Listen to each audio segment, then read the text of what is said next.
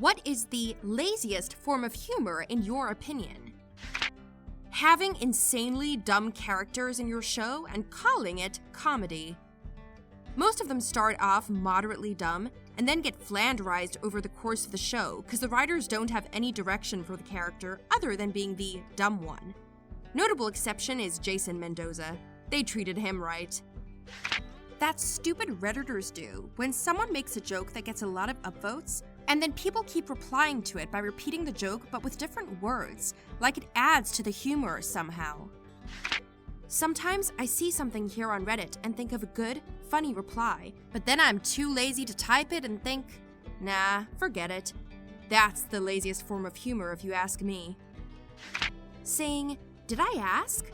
Yeah. Similar vein, but I hated when cool story bro was going around. People immediately used it to death. So when I was 5, my dad locked me in the basement and left me for the day to get drunk, but he got arrested. So I was down there in the basement for 2 days and I almost died, but the neighbor lady heard me crying. Social services came and found me. Since that day, I can't go underground. I just can't. Me.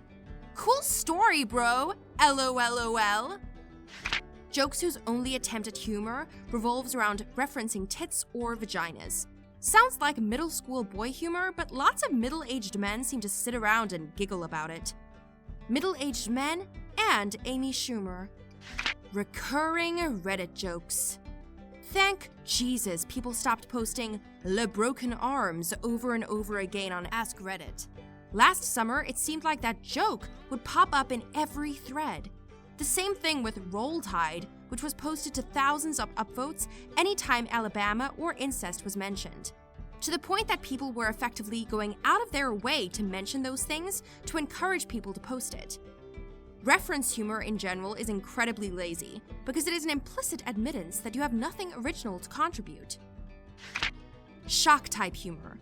Let's see who can say the nastiest, most offensive possible thing we can think of. Like, how is this considered part of the art form? It's just lazy garbage 99% of the time. Pretty much every game of Things in a Box that I have ever played ends up being like this. It just gets progressively more cringy as the game goes on. Cards Against Humanity can sometimes be like this. Sometimes the answers don't even make sense, but people will find them funny just because it's shocking. In my opinion, every form of humor can be lazy, and it all depends on execution. Some people will say that shock humor is the laziest, but it all depends on how it's executed. If the comic is simply saying randomly inserted, inappropriate things, then that is poor and lazy execution. But some comics take shock humor to a level of complexity that requires detailed story building and commitment. Louis C.K. is a very good example of this. I completely agree with his argument. It can literally apply to anything, like YouTube or movies as well. Just because one person or thing didn't do something you like, doesn't mean you get to all over that community. Just go off with your life and ignore it, unless you have valid criticisms for that community. How about the stupid stuff that happens on 90% of Reddit, where the top comments are like, well, that made my day. Well, made that my day. Well, day my that made. It seems to get upvotes every time and I just shake my head, LOL. React videos. You're making zero content. You're using other people's content and filming yourself watching other people's content. I understand reaction videos even less than I understand unboxing videos. Unboxing videos can be interesting if you aren't buying the thing and want to see what's in it. Reaction videos can be fun if there's some part you remember reacting strongly to and seeing someone else do it for the first time, like a kid seeing an iconic movie moment. How people make entire channels of reactions though? I don't know. Watch me react to the scary game. Get scared. Wow, thanks. Probably jokes that rely on the punchline being a curse word or something. It's not the curse word that's the problem, but it gets old really fast. The Dane Cook model of comedy. High school me thought he was hilarious. Adult me thinks even his acting is cringeworthy. This isn't the laziest, but what I'm noticing at the moment because of the coronavirus is songs masquerading as comedy songs just because they have swear words in them. And singing swear words over an upbeat, chipper arrangement doesn't make it any funnier. Stay inside is not a funny lyric, so stay in limits inside is also not funny. For a song to be funny, it has to have funny content. Like a Bloodhound Gang, those dudes were pretty creative, and not just their sexual lyrical content either. Every time I listen to their music, I get a joke I didn't hear before. The laziest form of humor, in my opinion, would be things like the circle game, or where people pick on someone and find it humorous. It's not funny and it's boring. People can be funnier. I always thought the circle game was only for groups of friends who don't really mind being punched on the arm by each other at frustrating times. Comments on YouTube videos that are just quotes of funny things the YouTuber said during the video, sometimes with a laughing emoji to end. They typically have a high number of likes too, which I don't get. It's so lazy. It's not even adding commentary. Lazily implemented pop culture references in TV shows like The Big Bang Theory or Family Guy. They don't really add anything but make people feel smart for getting it. Memes and trendy internet jokes.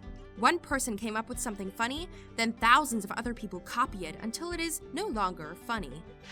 Self-deprecating jokes. Done in the right way, they can be a little funny, but all I constantly hear is people just ragging on themselves, thinking it makes them humorous, when it's just sad. Like, go get therapy type sad. Nobody wants to hear you spouting about how horrible you are and how you want to die, then laughing as if it's supposed to be funny, when it's just downright uncomfortable. It's funny when you're depressed too, in an absurd, hopeless kind of way. There's plenty of humor to be found in depression and self-loathing.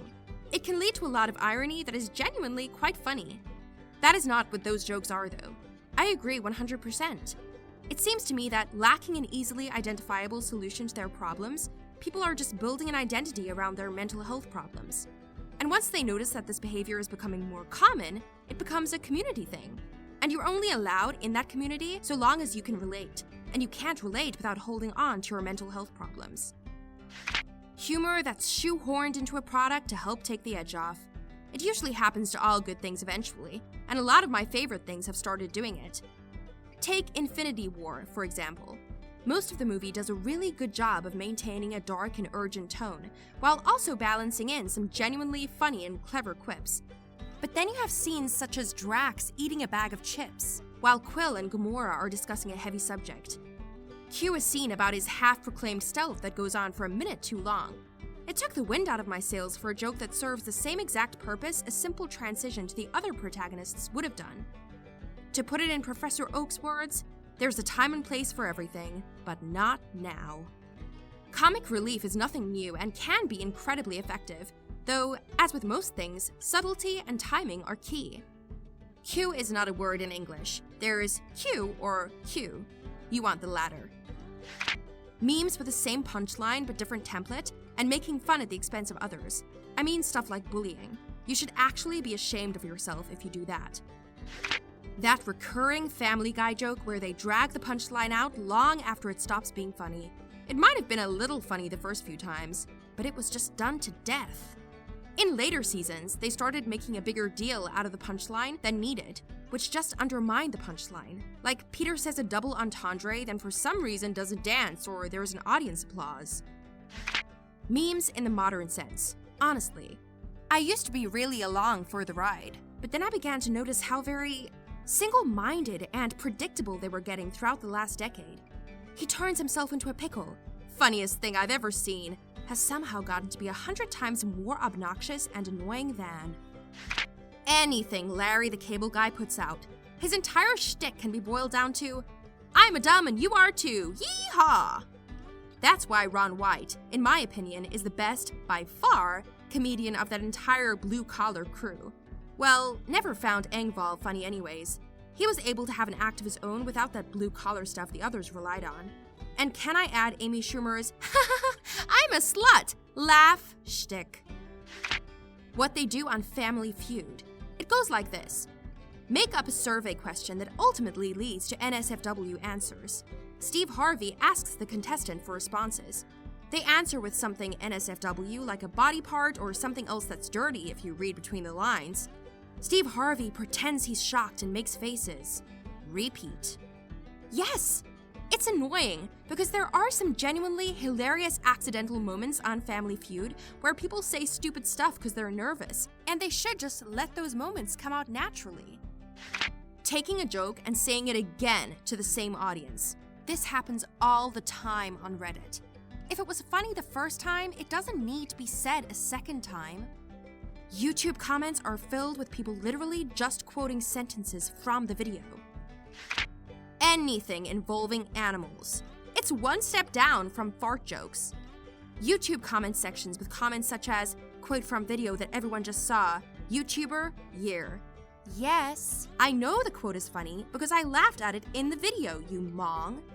Somewhat related to two, when people repeat the punchline of joke IRL. I've said some bangers and heard other people tell amazing jokes, or a joke is said in a film or TV show, and there is always that little twat who thinks repeating the punchline adds something. The, I hope this specific thing doesn't happen, and then it instantly happens kind of a joke. It is very common on stupid shows like Paradise PD. Don't watch it. The nobody person meme.